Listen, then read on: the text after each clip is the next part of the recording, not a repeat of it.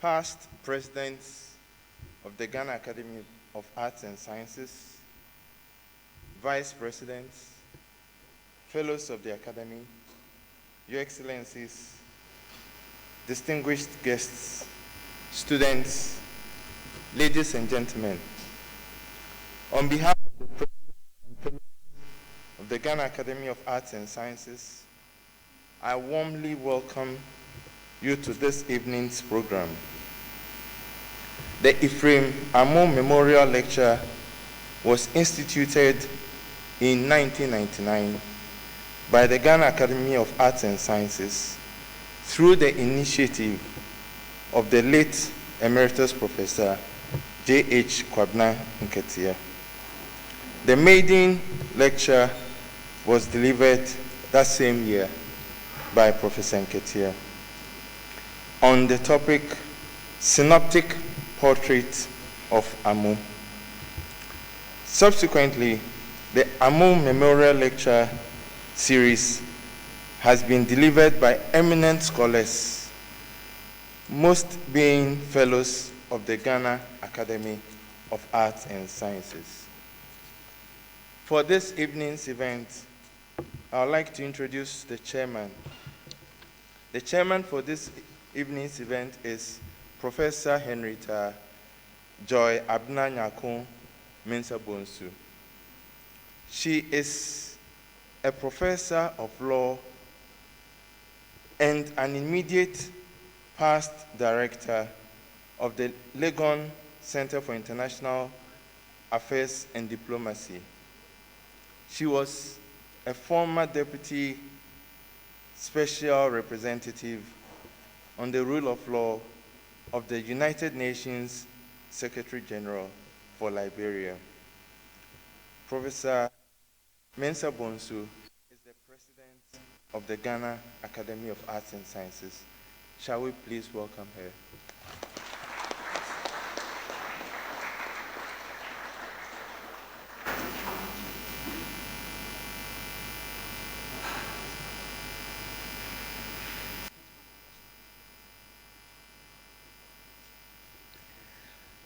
Good evening, distinguished ladies and gentlemen, past presidents of the Academy, vice presidents of the Academy, distinguished fellows, distinguished invited guests, ladies and gentlemen. I believe everybody is covered by ladies and gentlemen. The young ones are ladies and gentlemen. It is a pleasure for us at the Academy to once again present one of our flagship lectures, the Ephraim Amu Lectures, incidentally in its 20th year. I believe that, especially for you younger ones, you must have heard of the icon of music, traditional and local music, Dr. Ephraim Amu. And on an occasion like this, it is a good idea to remember him, what he stood for, what he worked for, and his legacy. He was born on September 13th, 1899, at Peki Avetile. And he was born on a Wednesday. His parents, Stephen Amuya and Sarah Akram Ama, were both from Peki. He was baptized into the Presbyterian Church, obviously, by Reverend Rudolph Mallet. Presbyterians do like to make a point of mentioning who baptized and who.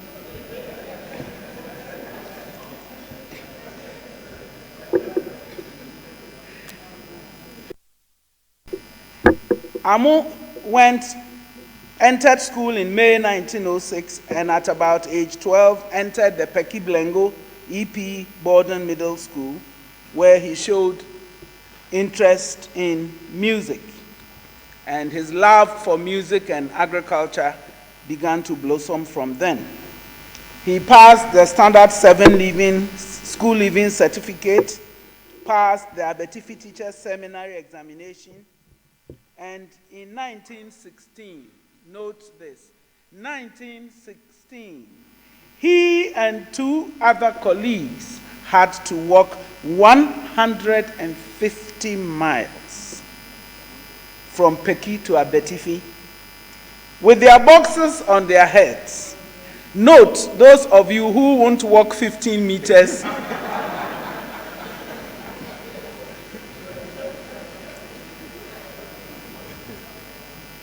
and you want a taxi or you want Uber at every corner. Somebody valued education enough to walk 150 miles. Dr. Ephraim Amu, later fondly known as Tata Amu, attained national stature very early in life as a creative artist and an intellectual. He combined the role of the musician with that of the educator, social critic, and cultural activist.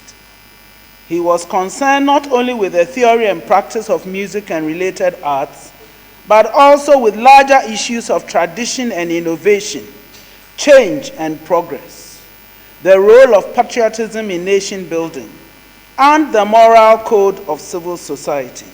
He always had something inspiring or thought-provoking to say in his songs and reflections. In 1999, at the inspiration of Professor J.H. Kwame Nketia, we now have to practice calling him the late. He was forever around. The Academy instituted this lecture to honor a man who broke all the rules and led us down the path of self-respect. What do we have in common with him today? Today, we also want to showcase a young man who's breaking all the rules, including getting the stiff Ghana Academy of Arts and Sciences to host a lecture on rap music.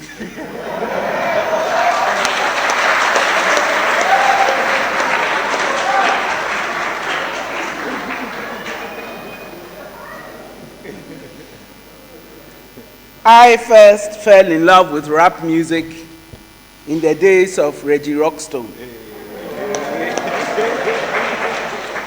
I particularly liked, now where's so your plan, Ben?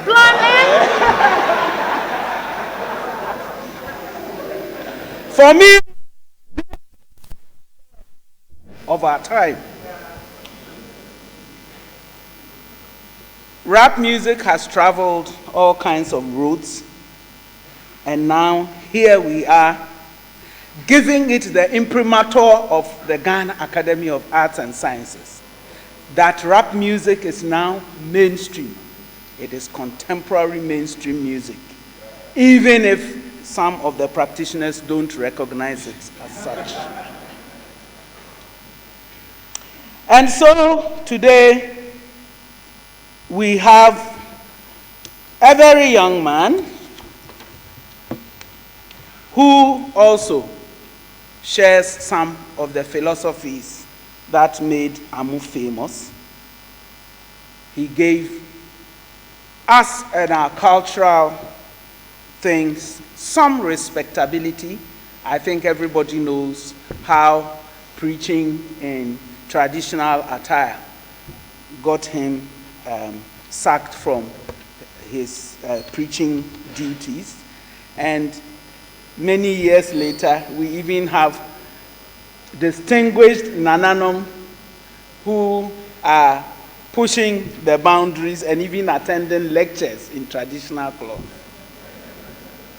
In those days, it wasn't so. In fact, the people who wore cloth were called fratamfo, because if you were literate, then you didn't wear cloth. You wore stockings and gloves and all of those things that make you in our weather. So his real name, Kwame Ametepee Tsikata, an unabashed music lover who graduated in economics and promptly decided the only economics theory he was interested in was how to make an album sell.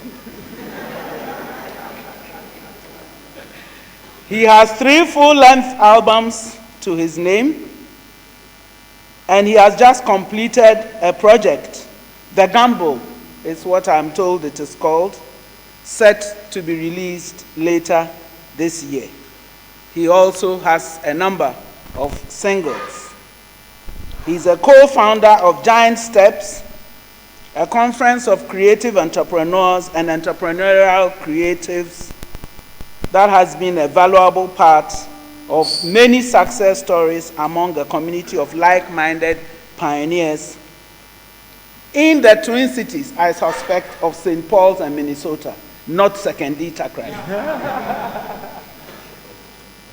He has given lectures in a number of places, and today we have the privilege of hearing this popular musician, cultural curator, a writer, and an all-round path forger, helping us to come to terms with ourselves, to make our peace with our other half. Too often the lives we lead are bifurcated into the formal and the informal. And so John Manison is actually Kweku Mensah. He wears a suit during the day and promptly wears cloth at night. If you went to his house during the day, if he went out, he would be eating rice and chicken. If he came home, he would promptly settle around his fufu. And we have these 2 identities that sometimes clash, sometimes meet at awkward times. So anybody who tries to make us make peace with our dual selves is doing us a favor. Ladies and gentlemen, I present to you the young man who is going to attempt it today. M.anifest.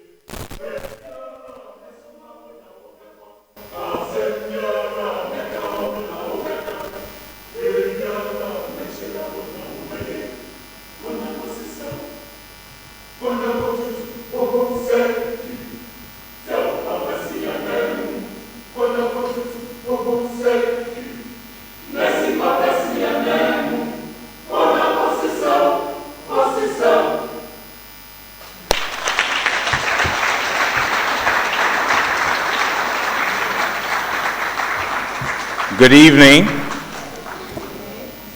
Good evening. Welcome to the Ephraim Amu Memorial Lecture, the remix edition. So I thought it was only fitting that we began with an improvised remix version of one of his tunes. Young people, this is our takeover. It is a quiet coup d'etat we are going to effect here, but it's all for the greater good. It's an incredible honor to have been asked to deliver this keynote, reimagining us the role of popular music in self-actualization. For almost a century, Ghana's musical landscape has been built on a robust foundation laid by Dr. Ephraim Amu. I could not fathom the depth of this foundation until I did the intensive research necessary to deliver this keynote. I mean, intensive, you know, not making rap songs intensive, way more. I'd like to thank Professor Techiwa Menu, Professor Kofi Anyido, and the Academy for giving the opportunity for a younger voice outside of the halls of academia to share a critical perspective of an artistic creator, a perspective different from that of cultural critics and scholars. For over a decade, I've been a practitioner in the popular music space, or rap, and culture many in the academy might not readily understand. My knowledge of the popular music space has been in part through bending and inventing rules through this art form, and through the privilege of countless free lessons from my grandfather, Professor J.H. Kwame, naturally. The Academy's invitation came in time for me to engage him on a few occasions before he passed. My only regret was not heeding his caution when he said this to me: "When is the date for the lecture? Hurry up and do it before I leave." I delivered this keynote in honor of Dr. Ephraim Amu, enveloped in the knowledge and spirit of my grandfather, Professor J.H. Nketia. To stand before you, not just as manifest, as the youngest and the first, youngest? Confirmed? You know, we like accolades in my generation, so. To stand before you as the youngest and the first outside of academia, to be tasked with giving the Ephraim Amu Memorial Lecture is an honor I do not take lightly. I'm many years removed from my days studying economics as a college student, and with no doctorate or PhD to my name, no published academic writings, not even sitting in a class of dondology, I am presumably wholly unqualified to be engaging in this sort of academic exercise. Yet, I strongly believe there's value in fortifying the relationship between academia and the outside world. And I do believe it was reiterated just before I came. I'm further with the Kofi Anyido, who led me onto a rarely spoken truth. The truth that most of Dr. Amu's seminal compositions, such as Yenara Assassini and Bonre Kente, were created in his 20s and 30s. There's clearly power in the youthful mind. So I'll begin with the first verse, an interrogation of popular music, self-actualization, and the Amu approach. How do we reimagine who we are? In this keynote, I address the importance of popular music and how we see and express ourselves. Additionally, I speak to self-actualization as an important factor in this conversation. How does African popular music, and by extension, popular music culture, play a role in our ability to achieve our potential as individuals and in turn as a collective? I analyze how factors such as technology allow for new heights of immediacy and resonance for popular music. There is a bridge between the influence of popular music and the theory in psychology known as self-actualization. I know, I'm using before I can see for my younger ones here, but by the end it all makes sense. There's a bridge between the influence of popular music and the theory in psychology known as self-actualization. I support my analysis with anecdotes from the last few decades, as well as the connection between Ephraim Amu and popular music. How did his radical pre-independence approach to composition, triggered by an interrogation of popular music, spark a cultural revolution with profound implications on the African identity and psyche? And what can we learn from this as Ghanaians of today? My focus on popular music and not traditional music or art music is based on its overwhelming relevance to the youth. in particular to the millennials, the generation born between 1980 and 2000. If you're a millennial, say I. Wonderful. I'm not alone. Popular music is one of the most significant influences in shaping the thinking and behavior of young people. In Christina Williams' 2001 research piece titled, "Does It Really Matter? Young People and Popular Music," she says, quote, "It is important that people's own accounts of their lives are taken seriously." She continues on to say, "I feel like it's only respectful to ask people about their engagements with popular culture rather than simply making assumptions or developing theories without contacting the people being discussed. Hence why I'm here." I would argue that the world is not divided into fans and non-fans, but rather that people engage with music in different ways at different times, end quote. On the matter of self-actualization, I use the hierarchy of needs framework proposed by the psychologist Abraham Maslow, a 5-tier pyramid model of human needs. So from bottom to top, the 5-tier model of the hierarchy of human needs consists of, the first one is biological and physiological needs. The second one is safety needs, shelter, security, order, all of that good stuff. The third one is love and belonging needs. If you've been in love, you know that level. The fourth one is esteem needs, esteem for oneself and respect from others. And the fifth one, which is what is of concern to this keynote, is self-actualization. So self-actualization, for all intents and purposes of this keynote, is realizing your potential through creativity and a mental and spiritual awakening. The cultivation of popular music in an indigenized fashion by contemporary musicians on the continent and in the diaspora is shifting the gaze of aspiration of African millennials from a Western prism to an African one. I seek to further the conversation on the importance of popular music in the self-actualization agenda, to center popular music with intention and outline the social cultural power that comes with the music. So that's the, as they say, grand summary of what I'm going to talk about. So let me get to the meat of the matter without wasting time. Verse 2, the Yam Ponsa provocation, popular music influence on the Amu approach. I begin with the incessant critique directed at Amu during his time as a teacher and catechist in training at the Kupon Presbyterian College in the 1920s and early 1930s. Quote, "Teacher Amu, why are you now teaching vulgar songs like Yam Ponsa at the seminary?" Unquote. End quote, sorry. In the eyes of his Christian colleagues, adopting the wildly popular Yam Ponsa dance tune was sacrilegious. Even though Amu wrote entirely new and sanitized lyrics to the Yam Ponsa melody, members of the church and some of his colleagues at the training college remained opposed and could not be placated. According to one of his biographers, Fred Ajiman, they were concerned Amu was contaminating the minds and souls of the students with his pagan songs. Very heavy accusation. Yet Amu's interrogation of Yam Ponsa was one of the pivotal points in his approach towards compositions. In a 1993 conversation with Professor Kofi Agawu, Dr. Amu tells a fascinating story about what I refer to as the Yam Ponsa provocation and its lasting influence on him. Quote, "Well, you see, before I started writing in our idiom, you know there's a popular dance tune in Ghana called Yam Ponsa. Now, there used to be a journal produced at Achimota during those days. And one Mr. Ward, a historian but also a musician, wrote something in that journal about Gold Coast songs and quoted this as an example. And the principal of the training college at the Kupon read about this."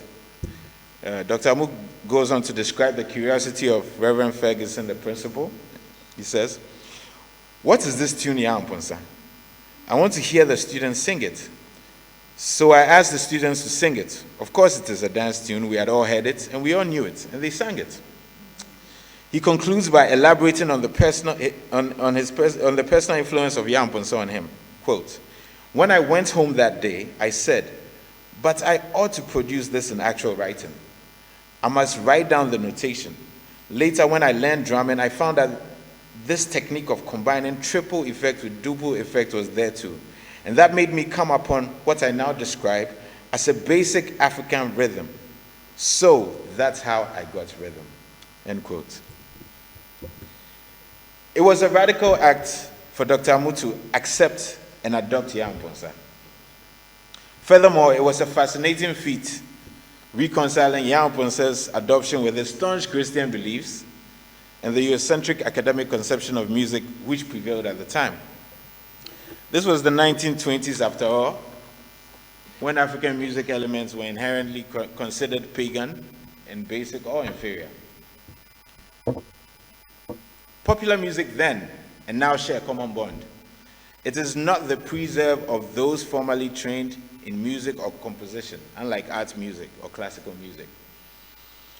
One difference, however, is that in those earlier decades of the 20th century, popular music was made to belong to the public domain as part of folklore. Professor John Collins details how Yamponsa was associated with different creators. The first instance is in 1918 by a group of Ghanaian cocoa brokers who were working in a town of Apija, who are Akan in southern Ghana. Obviously, I had to go to the map to try and figure out where Apija is, so if you know, yeah, that's great. And we have 16 regions now, so it's a little more difficult.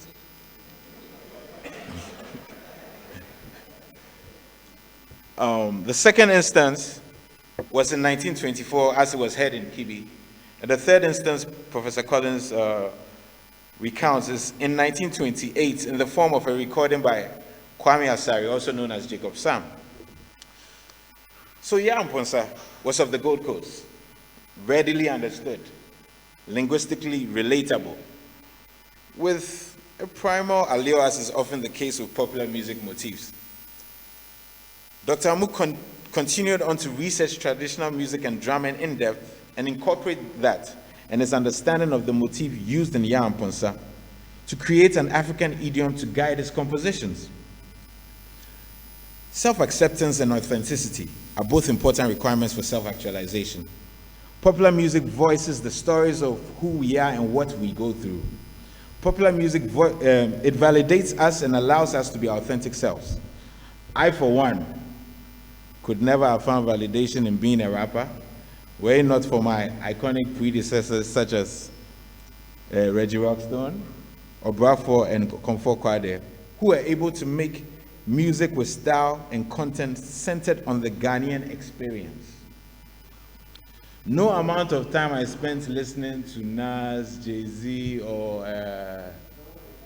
those people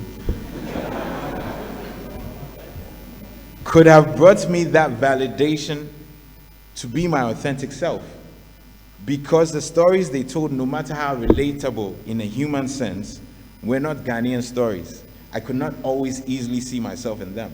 As opposed to, yesterday was the 20th anniversary of the most classic hip-hop album in Ghana called Paimuka. And as opposed to when I first heard this, yeah, let's remind ourselves. Is this familiar?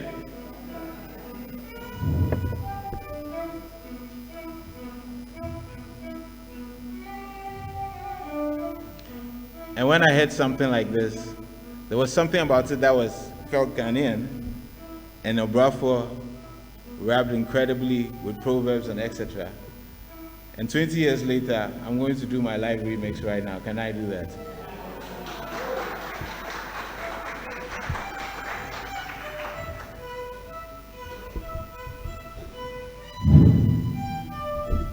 Yeah, I painted the skies red until the raindrops bled. Now heaven whispers words I never said. Born and bred on Banku and bread. Take a leap of faith and watch my wings spread. Bachelor's pad, empty pizza boxes. Count my blessings, discount my losses. Monkey off my back, I hold my horses. My heart rate higher than the rate of divorces. Nauseous by the parking meter. It's out of order. Fever my cortes, day for Yankee like I be villager. Big man, them they treat me like teenager. The pressure, each chow pan, a day like police and thief, pam pam. Now I go host, I be just Johnny, just come for make dough before me and wifey drop down. But wifey no longer around, so I holler $4 and pounds, CDs and naira, francophone francs. If money talks, what does it cost to be frank? At the knee speed meter. And they need vision, Mr. 2020. Charlie, problems, chow chow, plenty, plenty. My mommy say, make I pray, just maybe. Now everybody one logo line. Papa dogo eat the cocoa man of all kind. Shingalinga above two, women with behind. Thank you.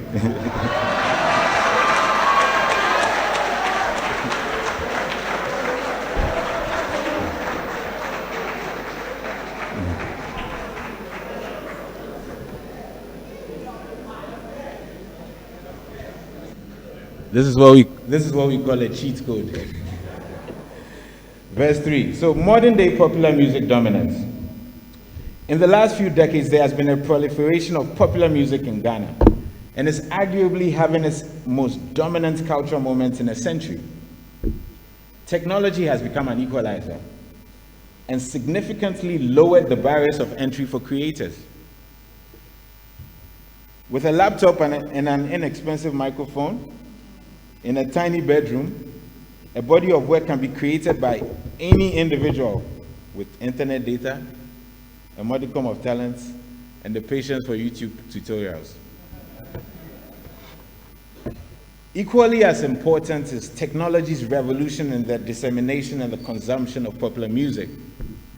Smartphones, the internet, social media, a plethora of free-to-air digital television and radio stations have made consumption of music immediate, easier, and less costly than it was before. Vinyl records, cassette tapes, CDs, record stores are all redundant and relics of what seems like an ancient past.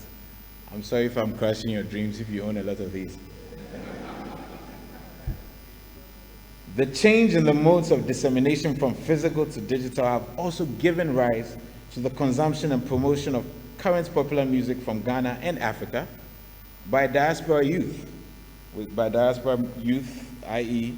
immigrants living abroad, first generation Europeans and Americans who are of African descent. So now you have fancy things like Ghanaian Londoners, Ivorian Parisians, etc. Popular music is now used as a stimulant in consumer culture, politics, and religion, and therefore the remarkable power it wields is clear. Yes, it is true that historically our customs have had music as an intrinsic component. You have drummers at chieftaincy events and traditional festivals, funeral dirges to tell stories of the dearly departed, and songs for wartime. Today, however, in addition to all this, we now have an increased use of music for commerce, adverts, movies, TV shows, for politics, and for a competitive church industry. We all bear witness to the fact that in these times, not a single election nor product rollout occurs without an appropriation or tailor-made use of trending popular music. Correct or true or false? Viral cultural moments that dominate popular discourse, such as Kwa Kwa Kwa, 2000, are amplified by popular music, while others, such as the infamous One Corner, are created by the music. It is apparent today that popular music is increasingly harnessed for fleeting cosmetic purposes, and rarely ever for top-tier transformation, such as an agenda of self-actualization. Musicians and composers in the popular music ecosystem, aka rappers, create not just out of a visceral need, but for the purposes of business and subsistence. This is just the reality. Creators mostly seek to pursue music and the cultural influence it wields to cash in.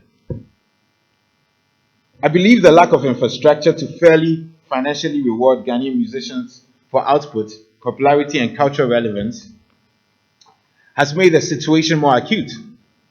Systematically, music making is more of a financial grab than towards any kind of concerted societal transformation agenda. I think this is the fourth verse. Evolution of popular music resonance. It can be argued that from the late 1950s through the 1970s, some popular musicians from Ghana left musical footprints in the world that are still unrivaled by modern day musicians of the hip life and Afrobeats epoch. Osibiza albums charted in many countries globally, while other acts like Ebo Taylor and Papa toured extensively in many more lands than younger acts. So to my younger comrades, when some of my peers come and boast and brag about how they've gone out to the world and all the things we've done, we have not actually scratched the surface. Much more has been done before us. Um, they often benefited from the traditional structure of labels and distribution, and sometimes state support, as was the case during the Nkrumah years. However, the marked difference in resonance between now and then is due to the shift in context of information consumption and human interaction. This new era of 24-hour news cycles and social media has arguably increased the resonance of popular music in the everyday lived experience of young people in Ghana. There is currently little to no research supporting this except anecdotally. So maybe this is a challenge for the academics amongst us to indulge in such research, so that in my next one I can have a backing information, not anecdotes. Yeah. Today, express themselves online through hashtags and memes more than through ancient proverbs.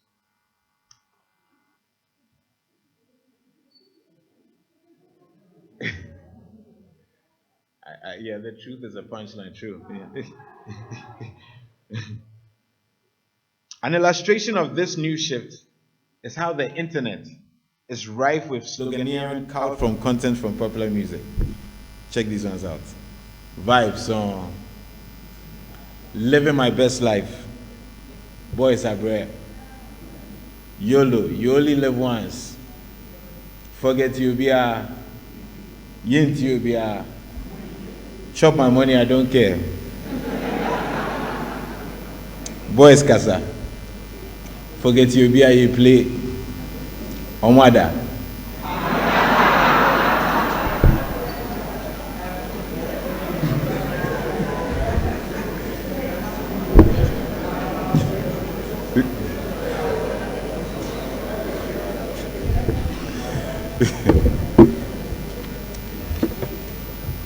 In tandem to all this is the rise in celebrity culture and how the tales and relentless news stories about lives of popular musicians are consumed just as much as their music.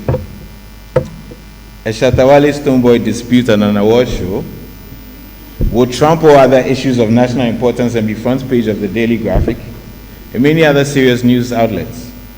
There are television stations solely dedicated to music videos and music news, as well as primetime shows on top radio stations that solely discuss popular music trends, artists, and industry events. This is all new territory to us. The new wave of Afrobeats, hip-hop, and dancehall commanding the popular music space exists in a culture of sorts. Artists have fierce followings and are able to influence throngs of youth with their life views and philosophies, their views on life and their philosophies.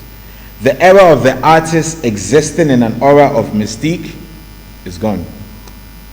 Every single day, artists interact with fans online, detailing their lives, giving opinions,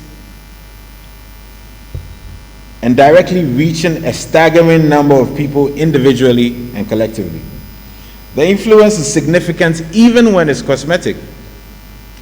For instance, one only has to attend the yearly La Même Gang concerts in December to see over 1,000 teenagers not there in adulation, but with dyed hair and following the fashion of the group members.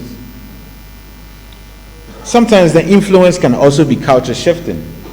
Personally, I can share my own experience with the infamous God MC Kanta moment in 2016, which caused major disruption and sparked numerous conversations about content, substance, and why we had normalized Western fashion and inferiorized African fashion. I'm sure Dr. Amu would have been proud of that conversation since he lost his job partly because of how he wanted to dress. Anecdotally, I have met many young people whose life views have been shaped or shaken by these popular music occurrences that have an impact on the culture they identify and live within. For instance, I once received a heartfelt letter from a young man. By heartfelt letter, I mean and a message via Instagram DM. Since in this age we don't write letters the old way, unless of course for visa applications and for a job, you know. In the letter, the young man thanked me for making music that helped him make it through secondary school bullying. I was floored by how my ability to make difference cool in a Ghanaian context was solace enough for the young man to make it through a trying time in secondary school years. But it was also quite instructive. We are now in a completely transformed era of consumer choice, and content is led and fed by the free market. An 18-year-old in Ghana can opt for entertainment channels for the entirety of their waking hours. Popular music and popular music culture is at the fore of most of this entertainment. So, the next verse, potential for self-actualization, the reimagining process. In order to self-actualize, one needs to be self-aware and have a sense of self-regard. Popular music has the ability to normalize, problematize, and or amplify prevailing ideas about identity that are consequential to the aforementioned.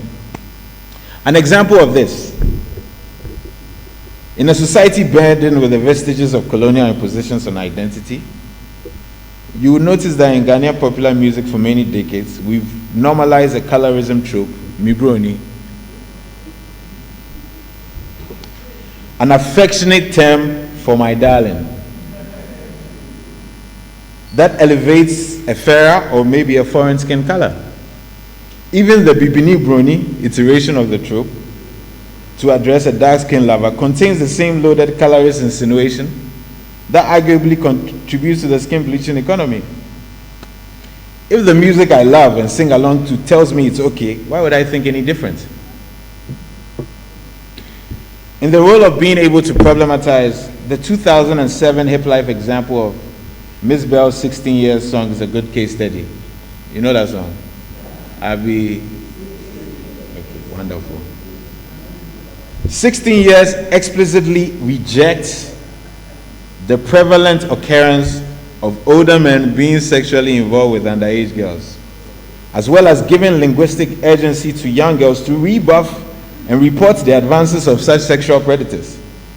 In a nation still plagued with, I think as high as over 20% of girls in child marriages, the importance of such pointed critiques and songs which receive massive airplay cannot be ignored.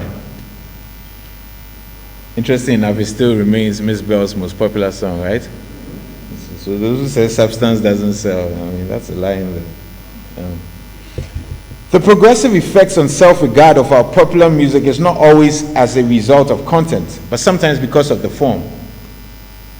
By this I mean musical styles that center African music idioms in its creation have an undercurrent of validation for our style of expression. Pioneering hip-life figure, Reggie Rockstone, his name is coming up quite a bit today, told me a fascinating story about the creation and reception of arguably his biggest hits, featuring KK Fusu. Do you know that one? Reggie.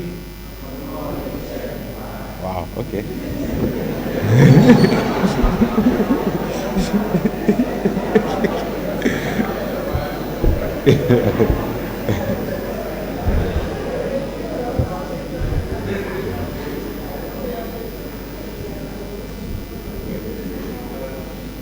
So he told me a fascinating story about the creation and reception of this, which now I'm not going to say arguably his biggest hit. His biggest hit, you've confirmed it. The story is instructive in regards to this assertion about the importance of form.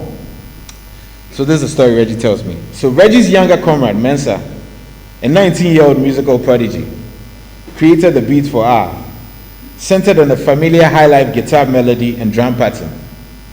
Reggie recalls being immediately disinterested in the composition. For him, it was just too slow and too much of a departure from the tree raps over hip-hop centered beats that rose him to prominence. Mensa, believing this was a game-changing move for Reggie in really reaching the masses in a more profound way, pleaded his case to no avail. He begged him, nothing.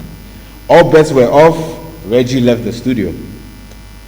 He returned to hear a magical chorus with a vintage high-life swagger from a then unknown KK Fosu, who Reggie had paid absolutely no attention to in the studio before he left.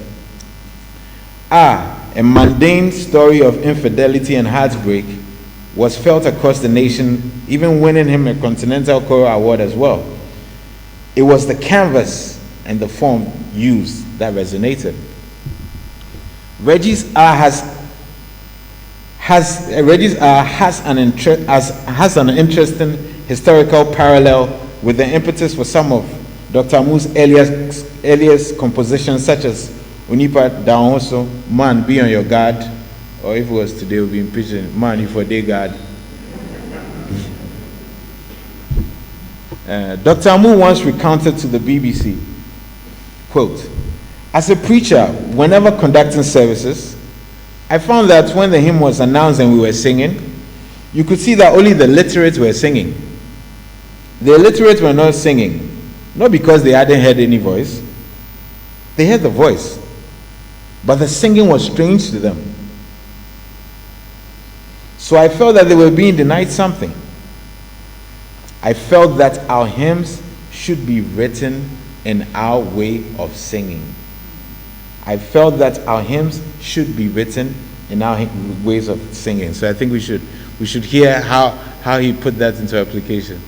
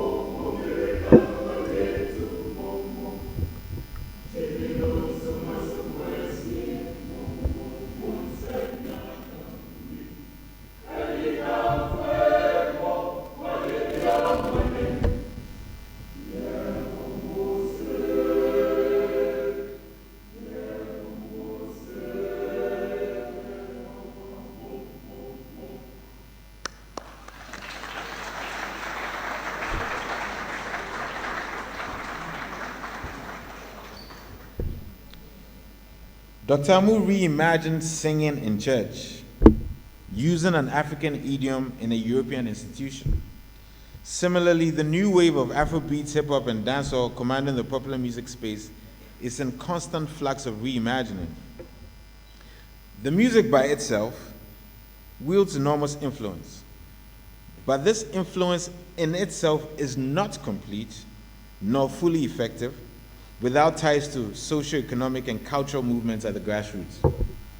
I'll give the example of the 60s and 70s civil rights and Black consciousness movements in America, which were complemented by seminal songs by the likes of Nina Simone, Young, Gifted, and Black, James Brown, Say It Loud. You see now, we're in your time.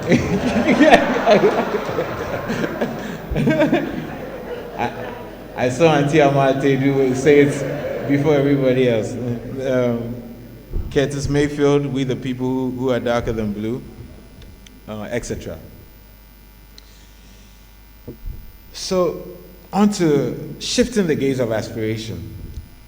In the 60s, during the wave of African independence, the African identity was linked to political ideology. And today we are seeing a more fluid and multi-dimensional framing of what it means to be from and of the African continent. Popular music is at the center of this discourse. At least that's what I'm claiming. Popular music is also shaping the relationship between Africans at home and in the diaspora. In the last decade alone, we've seen the emergence of homegrown popular music forms having a wider reaching impact in Western countries with a sizable African diaspora population. Through this wave, currently culminating in the Afrobeat movement, there has been a shift in how diaspora Africans self-identify. A cursory look at some of the UK's biggest music stars reveals a burgeoning citizenry that is unafraid to speak of themselves as British and African. GAAS, Gambian British; Skepta, Nigerian British; Stormzy, Ghanaian British; Tiny Temper, Nigerian British, to name a few examples of this. In case the significance of this is lost to some of us, I remember even as recent as when I was a teenager, when I would go to London and would be around first generation British of African descent. Most of them were trying to self-identify as Jamaicans. It was not cool to be African, but the music, alas, is changing this. The next frontier of this discourse is how to use popular music in an intentional way for the self-actualization agenda. To find our social bearing, we need a cultural compass. In an increasingly globalized world, heavily influenced by technology, culture continues to be dynamic and complex. Cultures and subcultures wielding influence on millennials are rapidly evolving and are not just worthy of study, but necessary in understanding how we can reimagine ourselves for the purposes of development. Uncovering the role of popular music on Dr. Amu almost a century ago opened a window for me in thinking through how the power of the music can be harnessed beyond entertainment. How do we harness this power without rigorous and extensive study of it? Again, I ask, how do we harness this power without rigorous and extensive study of it?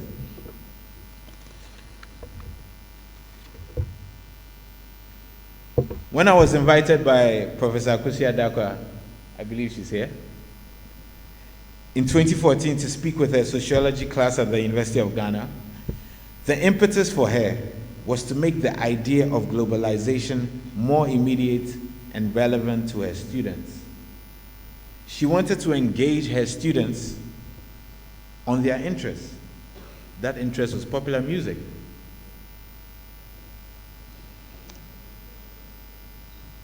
It taught me something.